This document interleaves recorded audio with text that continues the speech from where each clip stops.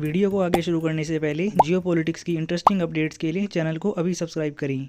Recently Bharat के प्रधानमंत्री नरेंद्र मोदी ने मिडिल ईस्ट कंट्री कतर और यूएई के साथ अपने संबंधों को अच्छा करने के लिए इन कंट्रीज़ को विजिट किया। इस दौरान बहुत सी जियोपॉलिटिकल डेवलपमेंट्स हुई हैं जिनके बारे में आपको पता होना चाहिए। अपनी इस वीडियो में मैं आपको इन्हीं जियोपॉलिटिकल डेवलपमेंट्स के बारे में बताऊंगा। नाउ इंडियन पीएम ने अपने ऑफिशियल टूर में 13 और 14 फरवरी को यूएई को विजिट किया और 14 और 15 फरवरी को कतर को विजिट किया। जब से इंडियन पीएम नरेंद्र मोदी ने इंडिया में पीएम की पोस्ट संभाली है साल 2014 से, तब से वो 7 बार यूएई जा चुके हैं और 2 बार कतर जा चुके हैं। अभी दिसंबर 2023 में भी यूएई में COP28 का समिट हुआ था। उस वक्त इंडियन पीएम ने यूएई को विजिट भी किया था। यूएई में इंडिया का काफ़ी अच्छा वेलकम किया गया। यूएई के प्रेसिडेंट मोहम्मद बिन जायद अल नहयान ने एयरपोर्ट पर पहुंचकर पीएम मोदी को रिसीव किया। इसके अलावा गार्ड ऑफ ऑनर भी दिया। अपार्ट फ्रॉम दिस जेस्चर, जो बड़ी डेवलपमेंट यूएई में ट्रिप के दौरान हुई उसमें से पहला हैगा BAPS के पहले हिंदू मंदिर को यूएई में इनॉग्रेट करना। इस मंदिर के बारे में थोड़ा सा जान लो। साल 2015 में यूएई की गवर्नमेंट ने ऑफिशियली अपने बिहाफ पर 13 एकड़ की जो ज़मीन हैगी वो एलोकेट की थी। इसके बाद साल 2019 में इतनी ही ज़मीन और एलोकेट की थी ताकि मंदिर को बनाया जा सके। जब इंडियन पीएम ने साल 2018 में यूएई को विजिट किया था तब इसकी फाउंडेशन ले करी थी और फाइनली अब इसकी जो है इनॉग्रेशन भी इंडियन पीएम ने ही की है। अब जब ये मंदिर बनकर तैयार हो चुका है तो टोटल ये 27 एकड़ ऑफ लैंड में फैला हुआ है। रिपोर्ट्स की माने तो 400 मिलियन दिरहम के लगभग इसकी जो है टोटल एस्टिमेटेड कॉस्ट लगाई गई है। ये जो मंदिर बनाया गया है ना, ये बोचासनवासी अक्षर पुरुषोत्तम स्वामी नारायण संस्था, जिसे BAPS शॉर्ट में बोलते हैं, उनकी देखरेख में बनाया गया है। और ये जो मंदिर है ना, ये सिर्फ भारत के कल्चर को शो नहीं करता बल्कि यूएई की यूनिटी को भी शो करता है। ऐसा कैसे हो सकता है? यूएई तो एक इस्लामिक कंट्री है और ज़्यादातर इस्लामिक कंट्रीज़ मस्जिद के निर्माण पर ही ध्यान देती हैं और जिनके की एस्पेक्ट होते हैं मीनार और इसके अलावा गुंबद। हाँ, ऐसा होता है, लेकिन इस मंदिर के केस में थोड़ा सा अलग हैगा। ये जो मंदिर बनाया गया है ना, इसमें टोटल 7 ऊंचे टावर लगाए गए हैं जो कि यूएई के सातों अमीरात को यहाँ पे रिप्रेजेंट करते हैं। आपको बता दूं, यूएई में टोटल 7 अमीरात हैं। ये हैं Abu Dhabi, Dubai, Sharjah, Uzzaman, अल क्वानी, रस अल खैमा और इसके अलावा फुजरा।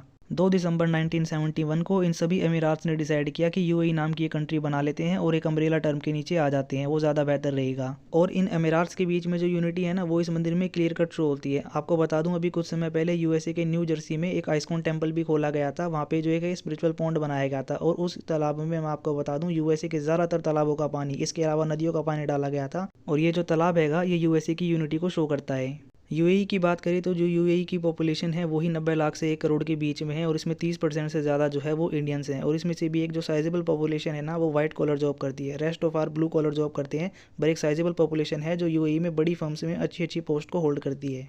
ऐसे में इंडियंस की जो रीच है ना, वो यूएई में काफ़ी ज़्यादा है और इस वजह से इंडिया की जो कल्चरल डिप्लोमेसी है ना, वो यूएई में आसानी से काम कर जा रही है। और दोनों ही देशों के बीच में जो अच्छे रिलेशन है ना, ये इकोनॉमिक एस्पेक्ट में भी देखने को मिलते हैं। फाइनेंशियल ईयर 2022-23 में दोनों ही देशों के बीच का जो ट्रेड है वो $80 बिलियन से ज़्यादा रहा है। यही नहीं, अभी साल 2023 का अगर मैं आपको डाटा बताऊं तो जो रेमिटेंस का पैसा वापस भारत में आया है, रेमिटेंस का पैसा वो पैसा होता है जो कि इंडियन डायस्पोरा जो कि विदेश में रहता है वापस अपने देश में भेजता है। ये पूरी दुनिया में सबसे ज़्यादा रहा है, लगभग $125 बिलियन। और इसमें से एक बड़ा अमाउंट जो है वो मिडिल ईस्ट कंट्रीज से आता है और इसमें यूएई भी शामिल है। यही नहीं, जो FDI इंडिया में आती है यूएई से वो भी बढ़ी है बीते कुछ सालों में। मैं आपको बता दूं, साल 2022-23 में $3.3 बिलियन की FDI यूएई से इंडिया में आई है। साल 2021-22 में ये सिर्फ $1 बिलियन थी और ये सिर्फ अभी शुरुआत है। मैं आपको बता दूं, एक बार IMEC कॉरिडोर पर काम शुरू हो गया ना, तो यूएई के साथ जो हमारी कोऑपरेशन है इकोनॉमिक एस्पेक्ट में वो बहुत ज़्यादा हो जाएगी। एक बार को यूरोप के साथ हमारा ट्रेड थोड़ा लेट बढ़ेगा, वहाँ पे दूसरे इशू हैं, लेकिन यूएई के साथ मैं आपको बता दूं ग्रोथ देखने को मिलेगी और वो भी रैपिड ग्रोथ देखने को मिलेगी।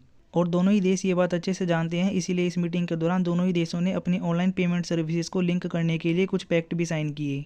इसकी मदद से होगा क्या, बेसिकली जो भारत का यूनिफाइड पेमेंट इंटरफेस है जिसको हम शॉर्ट में UPI बोलते हैं, इसको यूएई के ऑनलाइन जो प्लेटफॉर्म है जिसमें ऑनलाइन पेमेंट की जाती है उसके साथ जोड़ दिया जाएगा। और ये जो यूएई का ऑनलाइन डिजिटल पेमेंट प्लेटफॉर्म है ना, जिसका नाम जवान बताया जा रहा है, ये जो बनाया है ना यूएई ने, ये इंडिया की मदद से ही बनाया है। इंडियन डायस्पोरा के लिए काफ़ी अच्छा है, वो ऑनलाइन पेमेंट कर सकते हैं रुपए कार्ड के थ्रू यूएई में आसानी से। अभी एक दिन पहले श्रीलंका और मॉरिशस में भी UPI की सर्विसेज स्टार्ट कर दी गई है। इंडियन गवर्नमेंट के लिए अच्छा है, हमारे ऑनलाइन पेमेंट प्लेटफॉर्म को ग्लोबल एक्सेप्टेंस मिल रही है। दूसरी जो बड़ी डेवलपमेंट हुई है उसमें एक हैगा भारत मार्ट, जिसे जावेल अली फ्री जोन में यूएई में बनाया जाएगा। ये बेसिकली एक तरीके की मल्टी फंक्शनल फैसिलिटी हैगी जो 1 लाख स्क्वायर फीट में फैली होगी।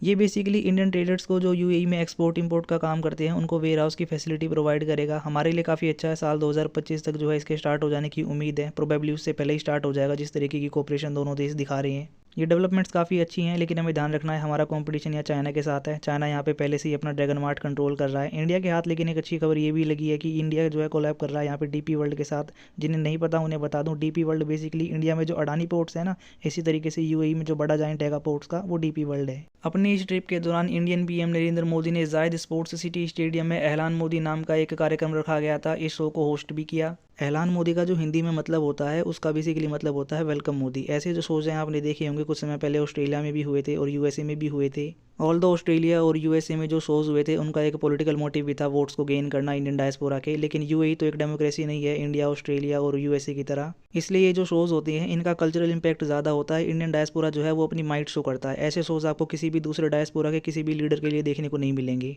इस सब के बाद इंडियन पीएम आईआईटी दिल्ली की अबू धाबी की ब्रांच में गए। वहाँ पे जो फर्स्ट स्टूडेंट्स का बैच तैयार हो रहा है उनसे मुलाकात की, और इसके बाद ये भी बताया कि आने वाले समय में जल्दी सीबीएसई अपना एक जो ऑफिस है वो अबू धाबी में खोलेगा। ये न्यूज़ उन इंडियंस के लिए काफ़ी अच्छी है जो अभी भी इंडियन एजुकेशन सिस्टम के अंडर क्वालिटी एजुकेशन जो है वो गेन करना चाहते हैं, चाहे वो भले ही समय विदेश में रह रही हों।